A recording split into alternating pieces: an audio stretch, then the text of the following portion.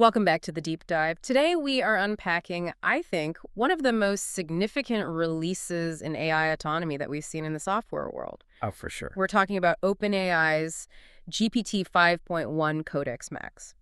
And this is not just a slightly smarter coding assistant. This thing has been explicitly engineered Right.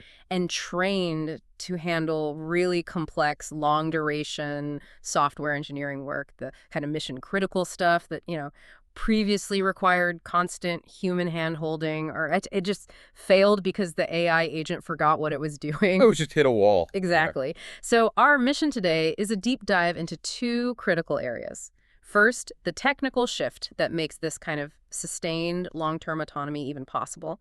And second, the really intensive and frankly necessary safety evaluations that have to come with deploying such a powerful new agent. Yeah, and I think if you really look at the core identity of this model, it's just fundamentally different from what came before. It's built on updated reasoning, of course, but it was specifically trained on what they're calling agentic tasks. Okay, so let's break that down for you listening. What really makes a task agentic? How is that different from just, a normal large language model output? That's the key question. A typical LLM answers in one shot, right? Right. Write me this function. Right. An agentic task is all about multi-step execution toward a complex goal. Yeah.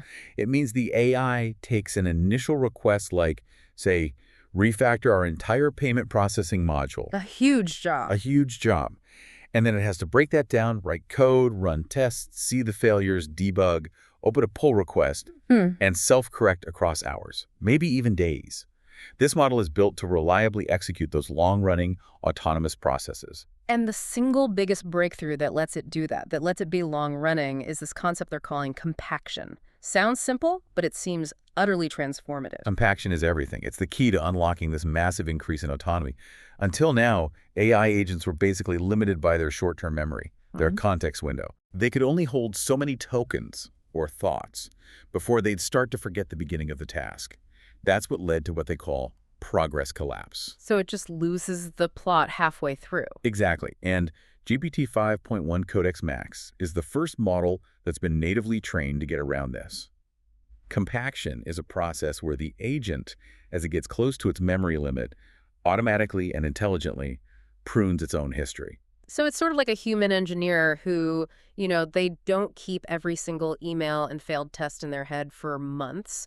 They write a summary, focus on the big picture, and just discard the noise. That is the perfect analogy. It preserves only the most crucial context and gives itself a fresh, relevant memory buffer. Okay. And this allows it to coherently work over, the source material says millions of tokens in a single task. It can move from one part of the project to another without losing the thread. Wow. Okay, so let's get practical here for you, the software professional listening. This capability instantly unlocks project scopes that were just impossible for agents before. We're talking massive project-scale refactors across hundreds of files, or deep multi-day debugging sessions. And when you look at the internal evaluations, the bit that really stands out is that the model was able to work entirely independently on some tasks for more than 24 hours. It's incredible. Just imagine leaving your agent running on a huge backlog Friday afternoon and checking in Monday morning to find 3 days of solid engineering work just done. And this better reasoning doesn't just improve persistence, it makes it more efficient. And that directly means lower operational costs for anyone using it. Wait, how does being smarter make it cheaper? Well, because the model needs fewer internal self-corrections. It needs fewer attempts to solve a problem. It uses fewer of what they call thinking tokens. Okay, what are thinking tokens? Think of them as the internal, invisible tokens the model uses for its own planning and self-critique before it generates the final code. It's the scratch pad that actually costs you money. Got it. And on the really tough SWE bench verified evaluation, this new model used 30% fewer thinking tokens than its predecessor, GPT-5.1 Codex. 30%? If you're a startup running thousands of these agent jobs every month, that 30% reduction is a serious, serious saving. It makes the agent way more viable as a daily collaborator. That's a huge advantage. And I saw for moments where latency isn't a big deal, like a massive overnight job, they've introduced a new setting, the extra high reasoning effort. Yeah. They still recommend medium for daily driving, but having that heavyweight option for mission-critical stuff, it shows a lot of confidence. It really does. To really drive home just how complex this thing can get, they used a fantastic test prompt in their evaluation. They basically challenged it to Generate a single self-contained browser app that renders an interactive cartpole RL sandbox with canvas graphics, a tiny policy gradient controller, metrics, and an SVG network visualizer. Which is not a simple request. Yeah. Not at all. That's not just writing a few lines of JavaScript. They essentially asked it to build a full interactive physics simulation, a machine learning controller, data visualization, and all in one browser window from one instruction. That takes some serious planning. Yeah, and that kind of complexity comes from its training, which was aggressively focused on real-world engineering, things like PR creation, detailed code review, robust front-end coding, that kind of stuff. Right. And it's also worth noting, this is the first model they've trained to operate natively in Windows environments. Which is a huge deal for enterprise adoption, right? It's not just the Linux and Mac developer stack anymore. Exactly. And now we get to the real-world impact. We have these internal adoption stats that show just how integral the Codex models have become at OpenAI itself. We learned that 95% of OpenAI engineers use Codex every single week. 95%. And here's the number that just floors me. Those same engineers are shipping roughly 70% more pull requests since they adopted these models. 70%. That's not an incremental improvement. That is a fundamental restructuring of how engineering gets done. It means the humans are focusing almost entirely on the highest level architectural problems, while the AI does all the grunt work. That's it. The human becomes the reviewer and the strategist. Those numbers are the proof of a paradigm shift. And if we look at the performance gains on specific benchmarks compared to GPT-5.1, you can see why. Okay, let's get into the numbers. So, SWE Lancer, ICSWE, that measures its ability to handle integrated software tasks, like finding and fixing bugs in real repositories.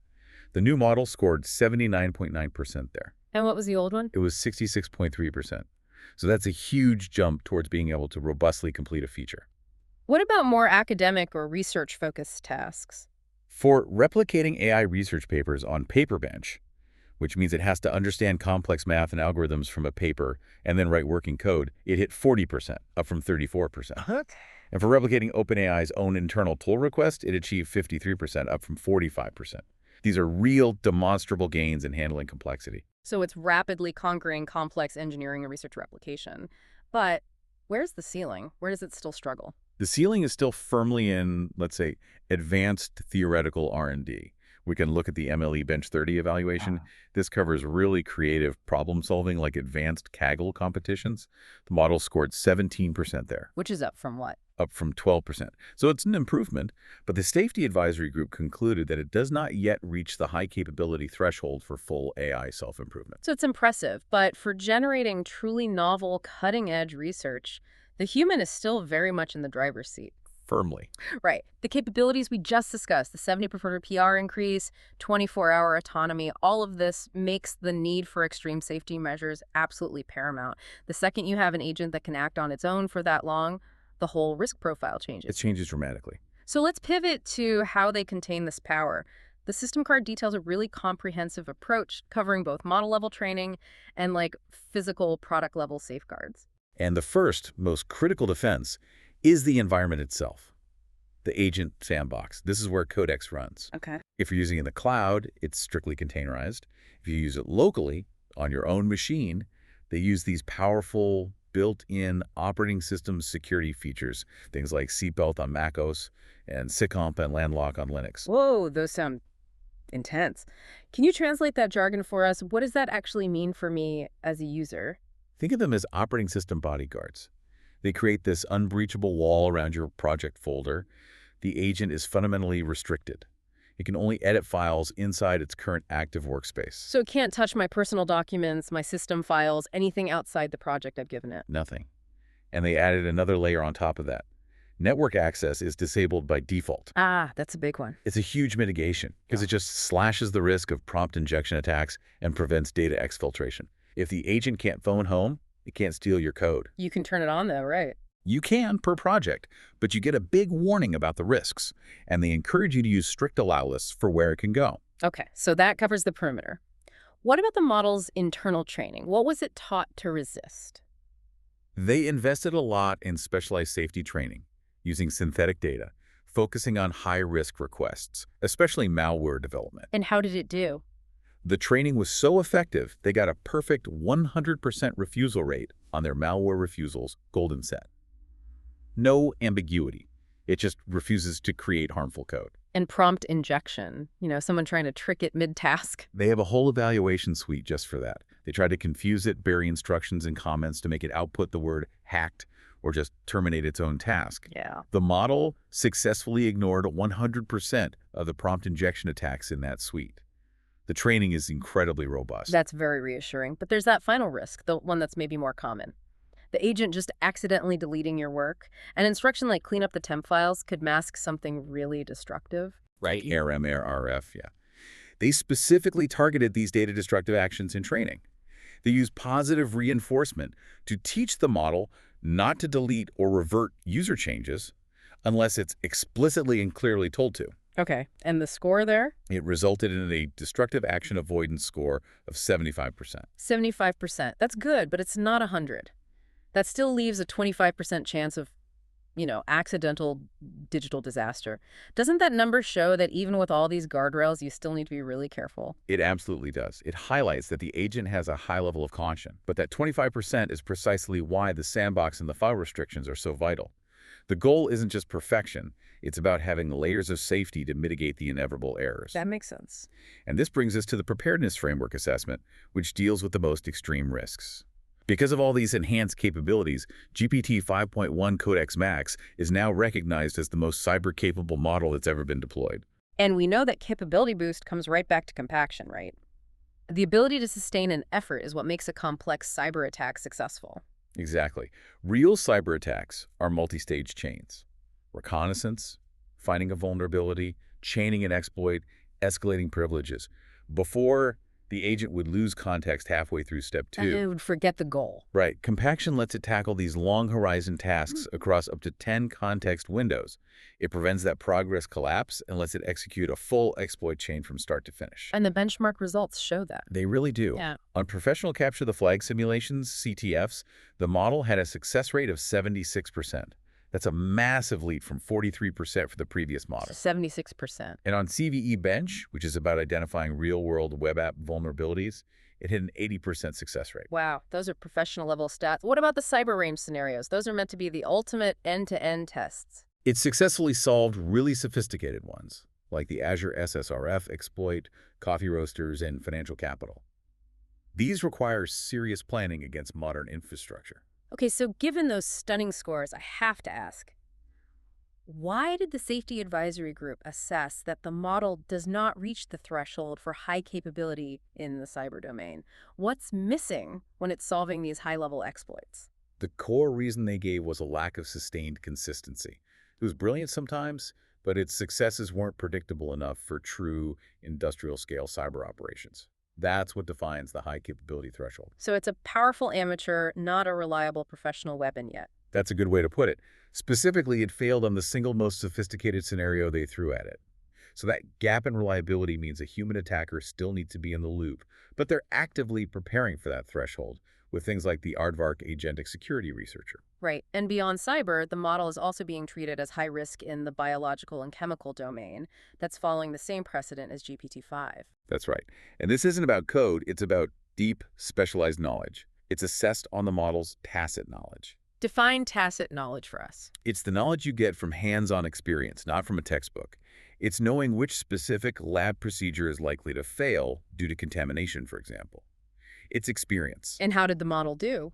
On a multiple-choice test for this kind of knowledge, it scored 77%, which is extremely close to the 80% consensus expert baseline.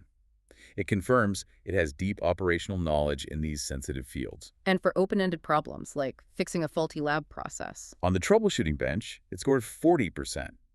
Now, what's interesting there is that this score actually exceeds the 80th percentile expert score of 36.4%. It's better than most experts. Yes, if you count its refusals as a success. It seems its internal knowledge is vast, but its safety training kicks in and causes it to err on the side of caution, refusing to provide info even in a simulated environment. And that safety training is clearly holding the line. On the long-form biological risk questions evaluation, we can confirm it refused 100% of the prompts. 100%. And that's really the essential takeaway here.